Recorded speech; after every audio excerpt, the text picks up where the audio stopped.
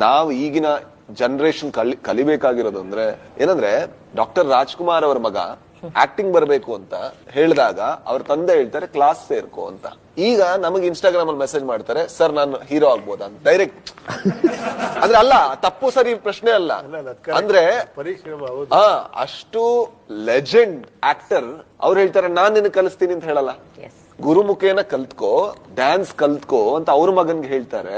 ಮುಂದೆ ಅವ್ರ ಆಕ್ಟರ್ ಆಗ್ಬೇಕಾದ್ರೆ ಅವ್ರಿಗೆ ಅದು ಹೆಲ್ಪ್ ಆಗುತ್ತೆ. ನಾವೀಗ ಒಂದು ಆಡಿಷನ್ ಮಾಡ್ತೀವಿ, ಹೇಳ್ತೀವಿ ಇಂಡಸ್ಟ್ರಿ ನಮಗೆ ಚಾನ್ಸೇ ಕೊಡಲ್ಲ ಅಂತ. ಯಾಕೆ ಕೊಡ್ಬೇಕು? ಸಿಂಪಲ್ ಪ್ರಶ್ನೆ. ಲಾಸ್ಟ್ ಟೈಮ್ ನಾವ್ ಇನ್ನೊಬ್ರಿಗೆ ಏನ್ ಅವಕಾಶ ಕೊಟ್ಟಿದೀವಿ? 10 ರೂಪಾಯಿ ಫ್ರೀ ಆಗಿ ಯಾರಿಗೆ ಕೊಟ್ಟಿದೀವಿ? ಕೊಡಲ್ಲ. ಹಾಗಾದ್ರೆ ನಮಗ್ ಯಾಕೆ ಯಾರಾದ್ರೂ ಅವಕಾಶ ಕೊಡ್ಬೇಕು? ಅವಕಾಶ ಕೊಡೋದಲ್ಲ, ಅವಕಾಶಕ್ಕೆ ನಾನು ಅರ್ಹನಾಗೋದು. ಅದು ಹೇಗಾಗೋದು? ಐ ಥಿಂಕ್ ಅದು ಈ ಒಂದು ಇನ್ಸಿಡೆಂಟ್ ಇಂದ ನಾವು ಕಲಿಬೇಕು ಅಂತ ಅನ್ಸುತ್ತೆ. ಅಂದ್ರೆ ಬಡವ್ರ ಮಕ್ಕಳು ಬೆಳಿಬೇಕು ಅದಲ್ಲ ಪ್ರಶ್ನೆ, ಅದಲ್ಲ. ಅರ್ಹತೆ ಮಾತ್ರ ಪ್ರಶ್ನೆ ಬರುತ್ತೆ, ಇಲ್ಲಿ ಬೇರೆ ಏನೂ ಬರಲ್ಲ. ಒಬ್ಬ ಬಡವನ ಮಗ ಅವ್ನ್ ಟ್ಯಾಲೆಂಟ್ ಇರಲ್ಲ, ಒಬ್ಬ ಶ್ರೀಮಂತರ ಮಗ ಸುಪ್ರೀಮ್ಲಿ ಟ್ಯಾಲೆಂಟೆಡ್. ಇದ್ರಲ್ಲಿ ನಾನು ಬಡವ ಅಂತ ಅವನಿಗೆ ಅವಕಾಶ ಕೊಡ್ಬೇಕಾ, ಟ್ಯಾಲೆಂಟೆಡ್ ಅಂತ ಇನ್ನೊಬ್ಬಂಗೆ ಅವಕಾಶ ಕೊಡ್ಬೇಕಾ?